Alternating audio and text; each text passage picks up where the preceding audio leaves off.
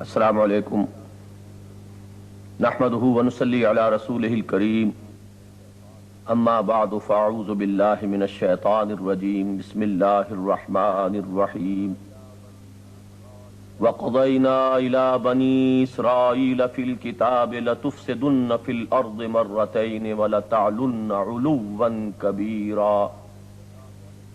وقال رسول اللہ صلی اللہ علیہ وسلم لَيَأْتِيَنَّ عَلَى أُمَّتِي كَمَا أَتَى عَلَى بَنِي إِسْرَائِيلَ حَزْوَ النَّعْلِ بِالنَّعْلِ صدق اللہ العلی العظیم وصدق رسولہ النبی الکریم۔ قرآن حکیم میں بالکل وسط میں سورہ بنی اسرائیل واقع ہے۔ اس کے پہلے رکوع میں بنی اسرائیل کی تاریخ کے 4 ادوار کا ذکر ہے، اور اللہ تعالی نے اپنے اس فیصلے کا، جس کا اعلان کہ ان کی کتاب میں کر دیا گیا تھا، اظہار فرمایا ہے کہ وہ اپنی تاریخ کے دوران 2 مرتبہ ان پر عذاب الہی کے کوڑے برسیں گے۔ پھر جو حدیث ابھی میں نے آپ کو سنائی، اس کا ترجمہ یہ ہے، حضور ارشاد فرماتے ہیں میری امت پر بھی وہ تمام احوال وارد ہوں گے جو بنی اسرائیل پر ہوئے تھے، بالکل اسی طرح جیسے ایک جوتا دوسرے جوتے سے مشابہ ہوتا ہے۔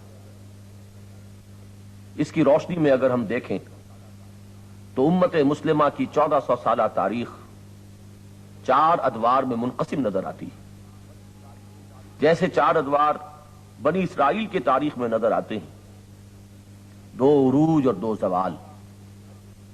ان کے عروج اول کا نقطہ کمال، کلائمیکس ہے حضرت طالوت، حضرت داؤد، حضرت علیہ السلام کا عہد۔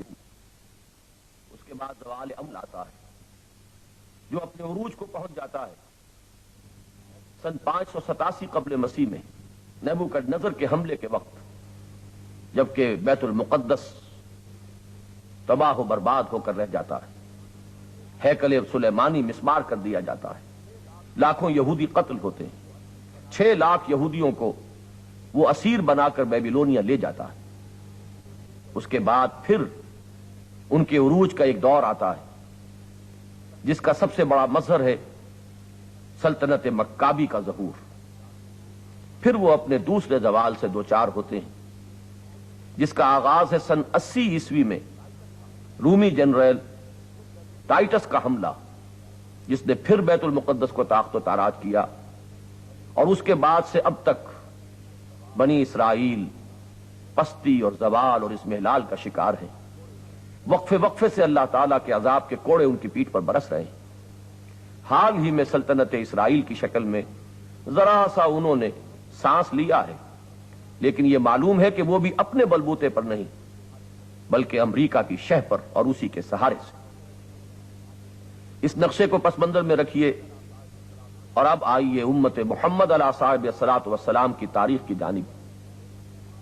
ہمارا عروج اول جو تقریباً 400 سالوں پر پھیلا ہوا ہے، یہ عروج 7ویں، 8ویں، 9ویں اور 10ویں صدی عیسوی کا زمانہ ہے۔ یہ عربوں کے زیر قیادت ہوا۔ یہ 400 سال ایسے گزرے ہیں کہ زمین پر عظیم ترین مملکت اسلامی مملکت تھی، اور یہ اسلامی مملکت صرف ایک عسکری اور سیاسی قوت نہ تھی، بلکہ اس میں تہذیب اور تمدن اور علوم اور فنون اپنے پورے نقطہ عروج کو پہنچے ہوئے تھے۔ یہ ہمارا پہلا عروج ہے۔ واقعہ یہ ہے کہ تاریخ انسانی میں اس کی کوئی مثال اس سے پہلے موجود نہیں، لیکن پھر ہمارا زوال آیا۔ اس زوال کا اصل سبب جان لینا چاہیے، وہ کہ جو قرآن مجید میں بطور وارننگ ارشاد فرما دیا گیا تھا، ان تتولوا یستبدل قوما غیرکم، اے محمد کے ماننے والوں صلی اللہ علیہ وسلم، اگر تم نے پیٹھ موڑ لی ان مقاصد کی تکمیل کی بجائے جو محمد رسول اللہ صلی اللہ علیہ وسلم کے امتی ہونے کی حیثیت سے تمہارے سپرد کیے گئے ہیں، اگر تم نے اپنے ذاتی منفعت، اپنے ذاتی اقتدار ہی کو مطلوب و مقصود بنا لیا اور تم بھی دنیا کے عیش میں پڑ گئے، تو جان لو کہ ہماری سنت کا ظہور ہوگا، ہم تمہیں ہٹائیں گے، کسی اور کو لے آئیں گے۔ اور اگر ظاہری اعتبار سے اسباب زوال کا خلاصہ مطلوب ہو تو وہ علامہ اقبال کے اس شعر میں موجود ہے، میں تجھ کو بتاتا ہوں تقدیر امم کیا ہے، شمشیر و ثنا اول، طاؤس و رباب آخر۔ چنانچہ جب ہمارا حال اس شعر کے مصرع ثانی کا مصداق بن گیا تو ہم زوال سے دو چار ہوئے، عذاب الہی کے کوڑے ہماری پیٹھ پر برسے، جو پہلے صلیبیوں کی شکل میں تھے اور فتنہ تاتار کی صورت میں پھر وہ اپنے پورے نقطہ عروج کو پہنچ گئے۔ 1258 عیسوی میں سلطنت یا خلافت بنی عباس کا چراغ کل ہو گیا اور عالم اسلام پورا کا پورا ایسے ذوف اور اضمحلال کا شکار ہوا کہ کوئی بظاہر احوال یہ اندازہ نہ کیا جا سکتا تھا کہ اسے دوبارہ بھی اٹھنا نصیب ہوگا۔ لیکن پھر اسی سنت الہی کا ظہور ہوا اور ایک عجیب شان کے ساتھ بقول علامہ اقبال ہے عیاں فتنہ تاتار کے افسانے سے، پاسباں مل گئے کعبے کو صنم خانے سے۔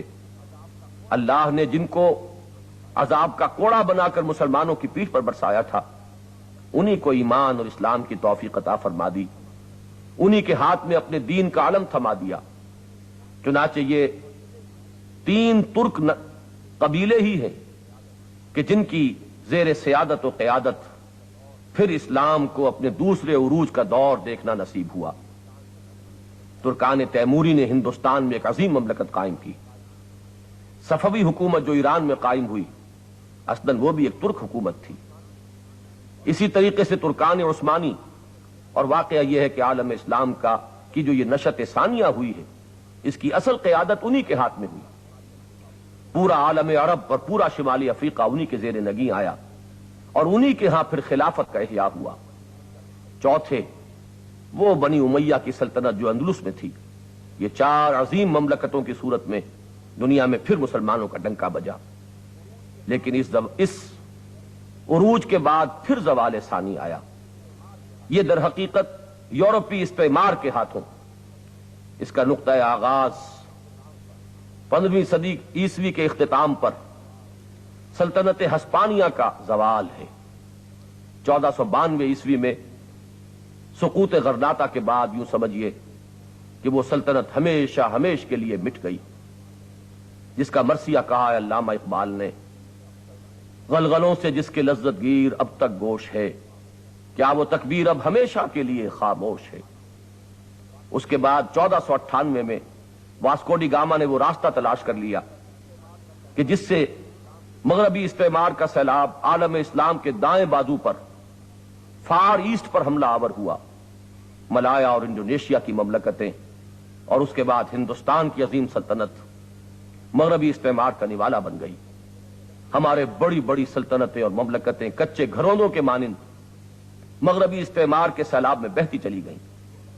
یہ عمل اپنے نقطہ عروج کو پہنچا اس 20ویں صدی عیسوی کے آغاز میں، جبکہ پہلی جنگ عظیم کے بعد دنیا کا یہ نقشہ سامنے آیا کہ سلطنت عثمانیہ ختم ہو گئی، ترکی کے نام سے ایک چھوٹا سا ملک باقی رہ گیا، پورا عالم عرب اس کے حصے بکھرے کر لیے گئے۔ اس کی خبر دی تھی نبی اکرم صلی اللہ علیہ وسلم نے کہ یوشک ان تداعی علیکم الامم، مسلمانوں اندیشہ ہے کہ تم پر ایک وقت ایسا آئے گا کہ اقوام عالم تم پر ایک دوسرے کو ایسے دعوت دیں گی جیسے دعوت طعام کا اہتمام کرنے والا دسترخوان چنے جانے کے بعد مہمانوں کو بلایا کرتا ہے کہ آئیے اور کھانا تناول فرمائیے، اسی طرح تم اقوام عالم کے لیے لقمہ تر ہو جاؤ گے۔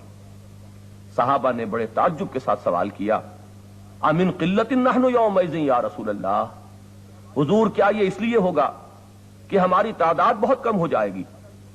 حضور نے فرمایا نہیں، بل انتم یومئذ کثیر، نام کے مسلمان تو بہت ہوں گے، تمہاری تعداد تو بہت ہوگی، لیکن تمہاری حیثیت سیلاب کے اوپر کے جھاگ کے مانند ہو کر رہ جائے گی۔ اس پر جب پھر سوال کیا گیا کہ ایسا کیوں ہوگا، تو آپ نے فرمایا کہ تمہارے اندر ایک بیماری پیدا ہو جائے گی جس کا نام وہن ہے۔ پھر سوال ہوا مل وہن یا رسول اللہ، تو آپ نے جواباً ارشاد فرمایا حب الدنیا و کراہیت الموت، دنیا کی محبت اور موت کا خوف اور موت سے فرار۔ یہ نقشہ جو ہمیں اس حدیث نبوی میں نظر آتا ہے، اس موجودہ 20ویں صدی کے بالکل آغاز میں عالم اسلام میں بچشم سر دیکھا جا رہا تھا، وہ ہے جب ایک دل درد مند کی یہ صدا سننے میں آئی۔ مولانا حالی نے مسدس کی پیشانی پر جو شعر لکھے ہیں، پستی کا کوئی حد سے گزر نہ دیکھے، اسلام کا گر کر نہ ابھر نہ دیکھے، مانے نہ کبھی کہ مد ہے ہر جزر کے بعد، دریا کا ہمارے جو اتر نہ دیکھے۔ اور خاتمے پر جو مناجات ہے بحضور سرور دو عالم صلی اللہ علیہ وسلم، اے خاصان رسول وقت دعا ہے، امت پہ تیری آ کے عجب وقت پڑا ہے، وہ دین جو بڑی شان سے نکلا تھا وطن سے، پردیس میں وہ آج غریب الغربا ہے۔ یہ تھا نقشہ اس صدی کے آغاز میں۔ البتہ یہ بات نوٹ کر لینے کی ہے کہ اس کے بعد کی جو نصف صدی بیت چکی ہے، بلکہ اس سے بھی زائد، اس کے دوران ایک دوہرا عمل سامنے ہے۔ ایک طرف ہمارے نکبت و افلاس اور زوال و اضمحلال کے سائے اور گہرے ہوتے چلے گئے، بیت المقدس دوسری مرتبہ ہمارے ہاتھ سے چھنا، اور آج 14واں برس جا رہا ہے کہ وہ ایک مغضوب علیہم قوم کے قبضے میں۔ سقوط ڈھاکہ اور عرب اسرائیل جنگوں میں جو عربوں کو شکستیں ہوئی ہیں، یہ عذاب الہی کے کوڑے ہیں جو ہماری پیٹھ پر برس رہے ہیں۔ لیکن دوسری طرف ایک اپورڈ موومنٹ بھی شروع ہو چکی ہے، ایک احیائی عمل کا آغاز بھی ہو چکا ہے۔ اس کے پہلے فیز سے بحمد اللہ و بفضلہ امت مسلمہ کسی حد تک گزر بھی چکی ہے، چنانچہ پورے عالم اسلام سے مغربی استعمار کا سیلاب، اس کا رخ موڑا جا چکا ہے۔ سیاسی اعتبار سے پورا عالم اسلام تقریباً آزادی حاصل کر چکا ہے، اگرچہ ذہنی غلامی ابھی باقی ہے، تہذیبی، علمی اور فنی غلامی ابھی برقرار ہے۔ وہیں یہ بھی بہت بڑی نعمت ہے کہ سیاسی طور پر عالم اسلام کی عظیم اکثریت آزادی سے ہمکنار ہو چکی ہے، تاہم اصل کام ابھی باقی ہے۔ بقول علامہ اقبال، وقت فرصت ہے کہاں کام ابھی باقی ہے، نور توحید کا اتمام ابھی باقی ہے۔ وہ کام جو محمد الرسول اللہ صلی اللہ علیہ وسلم امت کے حوالے فرما کر گئے تھے، وہ امانت جو آپ کی ہمارے پاس ہے، وہ فرض منصبی جو بحیثیت امت ہمارے کاندھوں پر ہے، وہ فرض جب محمد الرسول اللہ صلی اللہ علیہ وسلم کے کاندھے پر آیا تھا تو وہی یہ آسمانی نے پیشگی طور پر فرما دیا تھا، انا سنلقی علیک قولا ثقیلا، اے محمد صلی اللہ علیہ وسلم، ہم آپ پر ایک بڑی بھاری بات ڈالنے والے ہیں۔ وہ بھاری بوجھ ہے جو امت مسلمہ کے کاندھے پر ہے، یہ پیغام محمدی کی امین ہے، یہ دین خداوندی کی علمبردار ہے، اس کے ذمے ہے اس پیغام کو پہنچانا پوری نوع انسانی تک، اس کے ذمے ہے اس دین کو قائم اور نافذ کرنا، اور نوع انسانی کو پھر اس نظام عدل اجتماعی سے روشناس کرانا جو محمد الرسول اللہ صلی اللہ علیہ وسلم لے کر اس دنیا میں تشریف لائے تھے۔ یہ ہے ہمارا وہ فرض منصبی، یہ ہے ہماری وہ ذمہ داری کہ واقعہ یہ ہے کہ ہمارا عروج، دنیا میں ہماری عزت اور وقار، اس کا معاملہ بھی دوسری قوموں پر قیاس نہیں کیا جا سکتا۔ اپنی ملت پر قیاس اقوام مغرب سے نہ کر، خاص ہے ترکیب میں قوم رسول ہاشمی۔ اسی طرح ہمارے عروج اور زوال کا معاملہ دنیا کی عام قوموں کو عروج اور زوال کے اسباب سے بالکل جدا ہے۔ ہمارے ذمے جو فرض منصبی ہے، اگر ہم اس کو ادا کریں گے تو تائید خداوندی ہمارا ساتھ دے گی۔ بقول علامہ اقبال، کی محمد سے وفا تو نے تو ہم تیرے ہیں، یہ جہاں چیز ہے کیا لوح و قلم تیرے ہیں۔